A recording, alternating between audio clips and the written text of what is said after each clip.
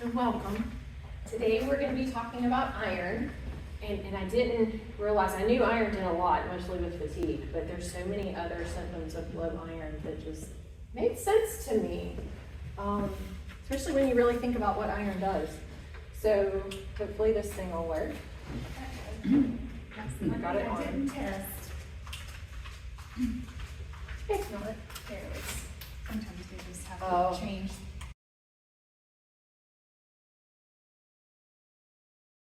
So I have to throw in a disclaimer with all of my talks because I'm not medically trained. All of this is information for education purposes only and to help us be better advocates for our health, because who better to advocate for our health than us? We know our bodies better than anybody besides God because He created us. So a little bit about who I am. I'm a follower of Jesus Christ. I'm a mom, a mother. I'm a mom and mother, same thing. Wife, entrepreneur. My background is animal science and agriculture, and so it in some ways it helps me understand things a little better, and in other ways it just I don't know. Anyway, but I got my start in natural health way back in like 2012. My oldest daughter has she had eczema when she was little, and so about 5 years after she was diagnosed with eczema is when God was like, this is inside, what you're doing isn't working, you need to pursue other things. And so we really started pursuing nutrition. We saw how, my husband and I saw how that worked with my dad.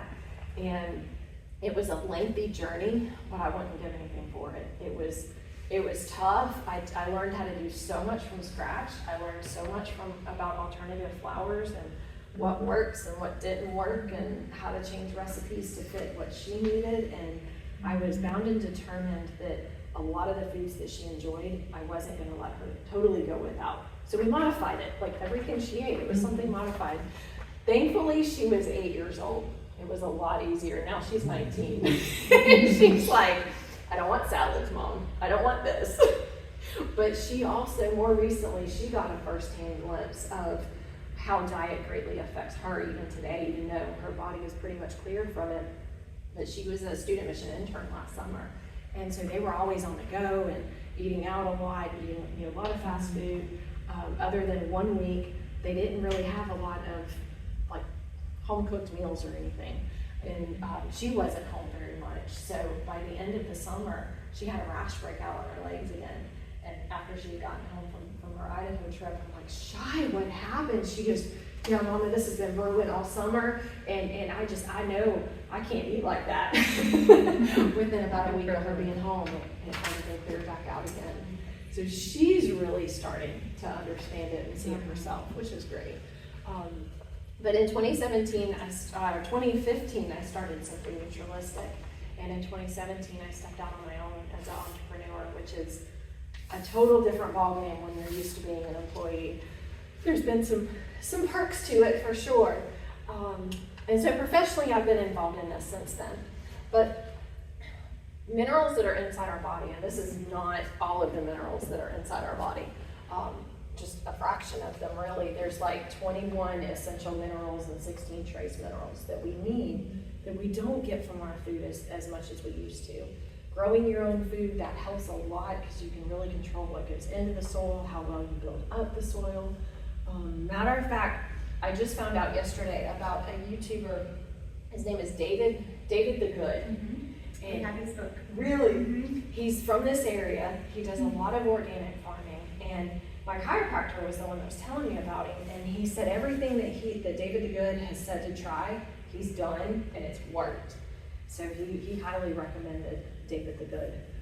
I haven't looked him up yet, but I'm excited to. He was telling me some of the stuff that he does on his little acreage, and he said that last year he didn't have fruit, and he followed his suggestions, and this year he has lots of fruit that's, or fruit trees that are flowering and everything.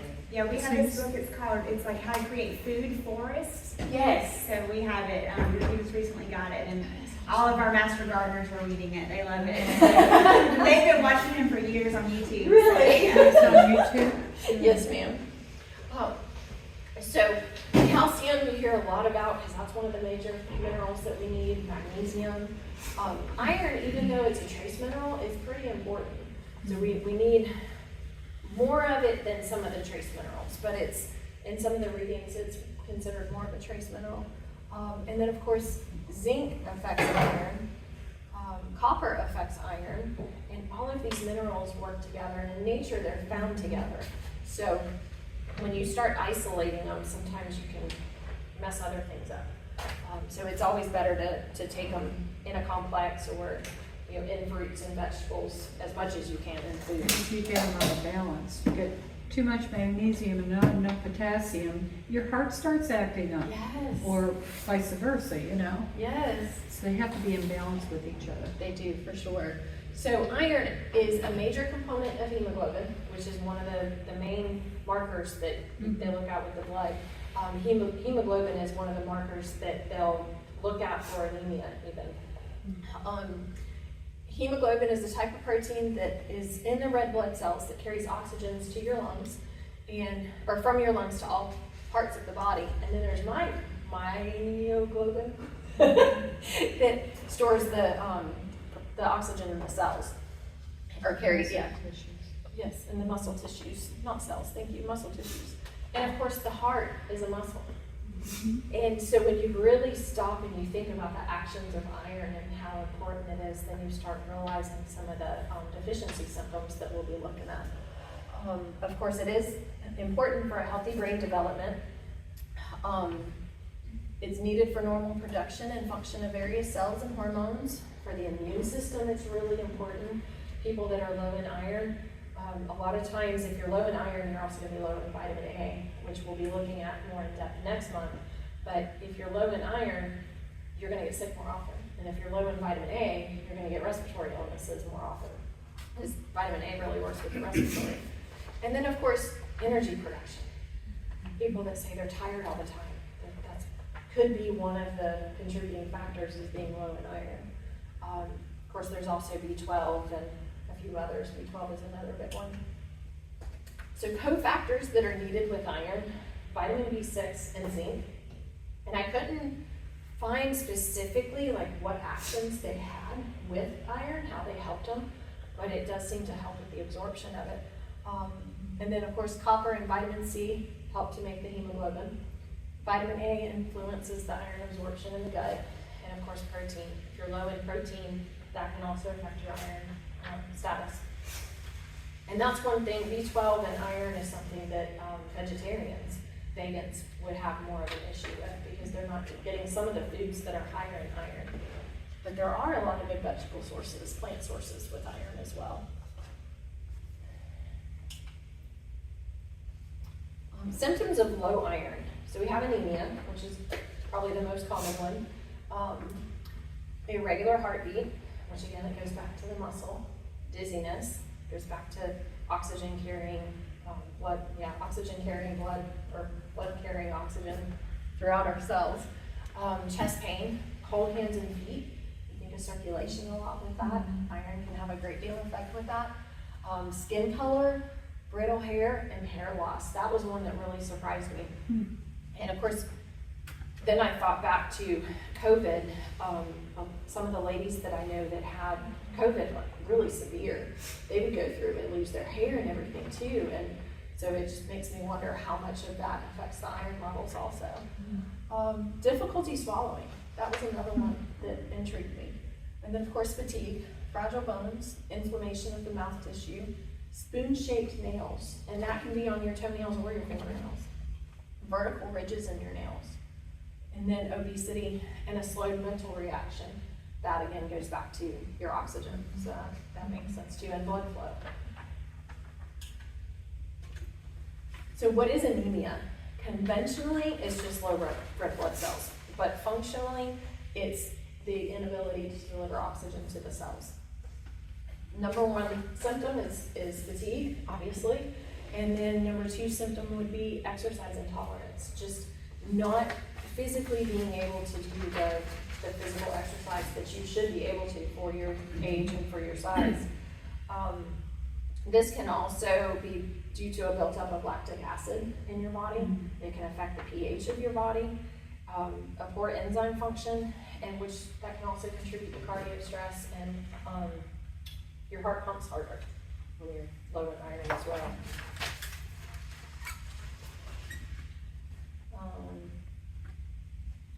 So this one I don't have a slide up here for, but keep in mind you're a whole person. So when you look at blood work, there's a couple of markers that are pretty important that you can look at to see kind of where you fall into line with iron.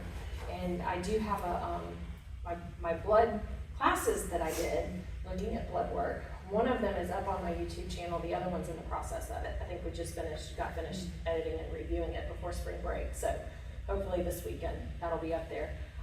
But that really takes a look at the patterns on your blood work. So you can get your blood work from your doctor and take those sheets and look at the pattern and kind of see where you fall in to know, because you may be totally fine on the conventional lab markers, but it's off a little bit functionally.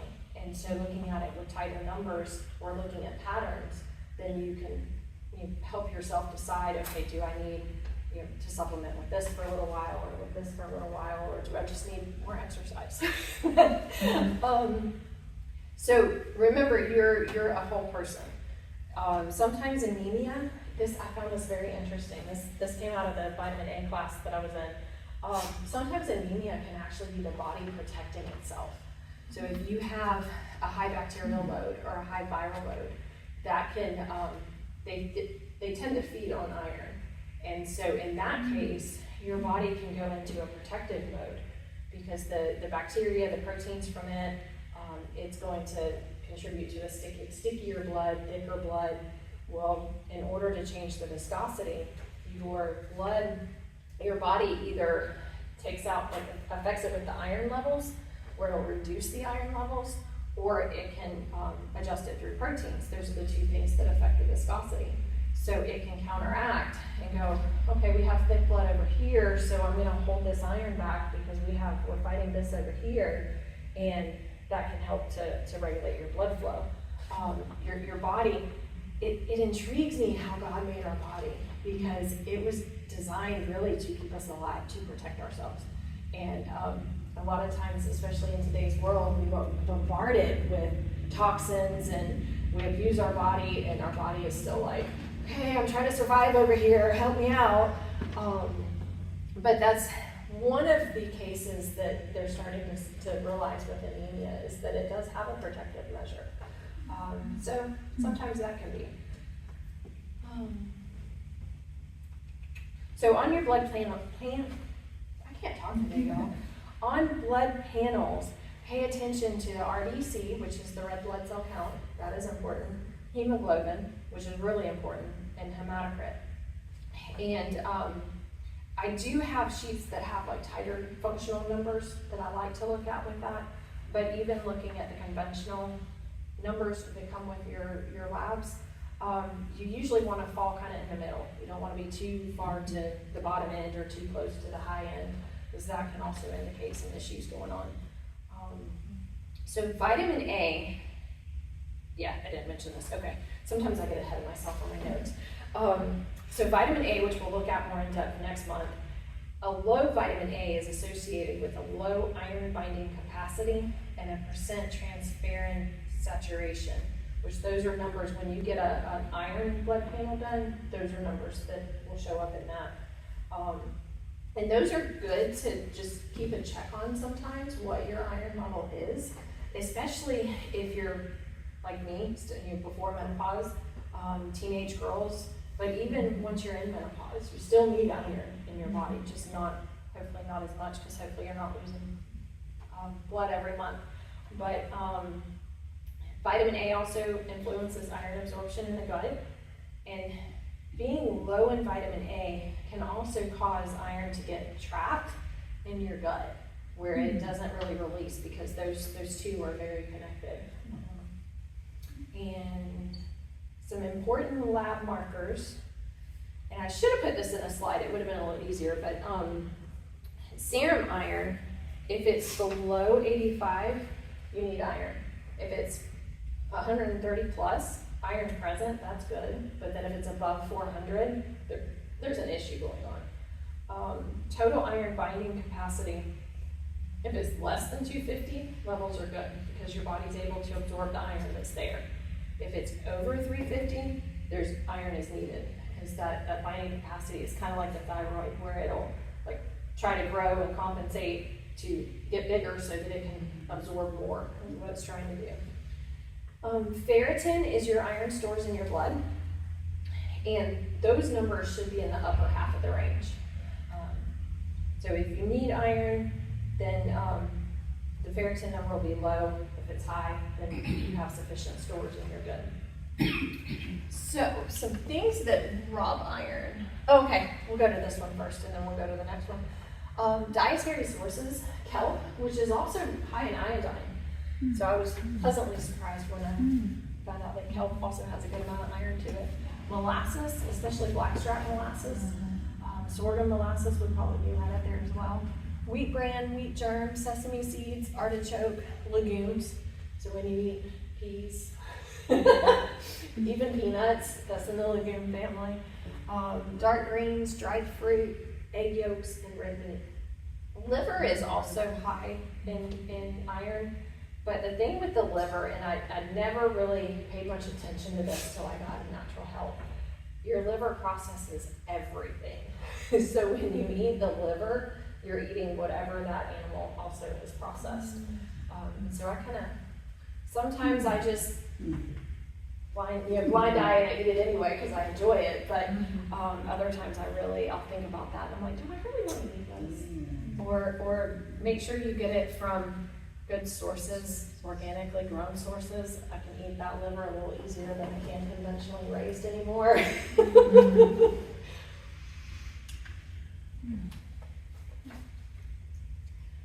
thought I had, okay, I guess I'm not there yet. All right, I got these a little out of order according to my notes. So chelated iron is the best of sorts, so that is the source you want to look for.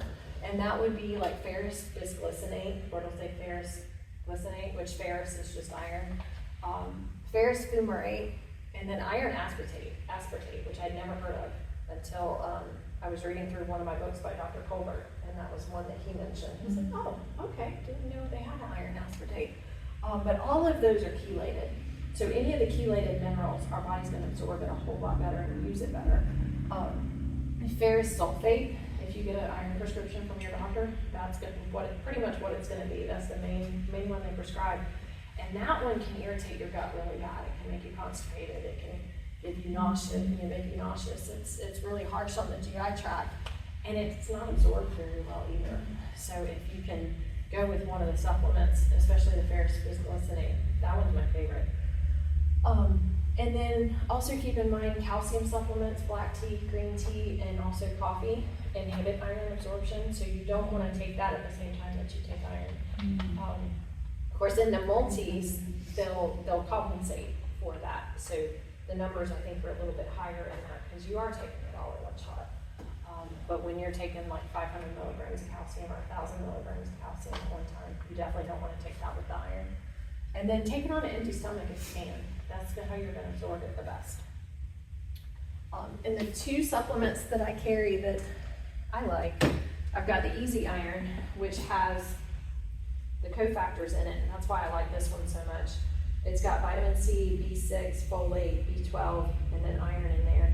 And then Women's Complete has the same amount of iron as what's in this is in Women's Complete as well. What was the name of the first one? Easy Iron. Easy Iron.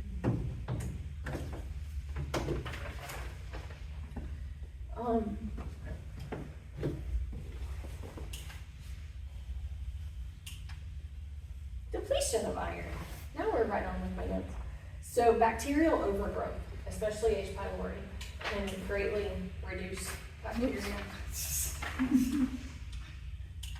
Okay, I'm gonna put you down. Certain viruses, especially Epstein-Barr, that's another one that likes iron. It likes to feed on it. And then, of course, if we're still menstruating, that's a huge loss for us. And especially with teenagers, you really need to supplement the iron with that.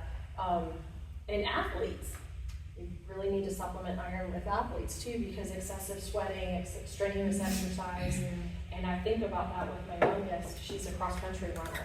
And it's like, okay, even more so, you need to be taking Women's Complete every day. She's like, why? I'm like, you need the iron. On top of everything else, you need the iron. But then if you're not taking any, if you're not either taking an iron supplement or eating foods that are high in iron, that can affect your iron levels as well. And then if you have low stomach acid, you're not able to break down the iron. You're not able to break down B12, which also helps with the iron. Assimilation is really important. So if your digestion is not fantastic, that can also contribute. If you have digestive diseases or illnesses like, or issues, like celiac disease, for instance, that affects wheat, but it totally, you can't digest iron hardly at all with celiac. And then if you're missing cofactors in the diet, which we mentioned earlier. Let's see. And iron is also stored in the liver, the spleen, and the bone marrow. I knew the liver and the spleen, but that was interesting to me with the bone marrow, but that has a lot to do with the immune system. That's where some of our immune cells are made. Okay. So any questions? Now we're a quiet class. My next class will be April 23rd. So we're gonna look at vitamin A. That was a quick one. That was a quick one. Yeah. That was, it was very quick. You did say, which kind of struck me, you said low in vitamin A could cause, Respiratory? thank you. It can contribute because vitamin A has a lot to do with the respiratory tracts. So Okay. like when you have colds and stuff, vitamin A is a great one to incorporate. Okay. No clue on that one, thank you. You're welcome. I love it when we can learn tidbits. Would you go over the ranges for the iron serum again? Yes, ma'am. I only got half of them. Okay. Serum iron, if it's below 85, you need iron.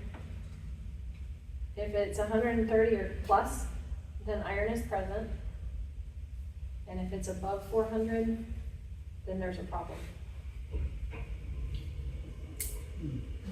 So if it's above 400, you definitely want to get that checked out. Yeah, you got too much in your system. And then the total iron binding capacity.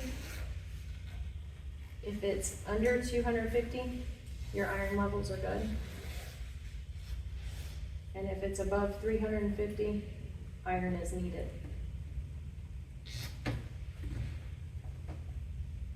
So on What the was the lab, last number? 350. On the labs, it looks kind of backwards from what you would think. And then for the ferritin, those numbers should be in the upper half. Yeah, I got that. Okay. Okay.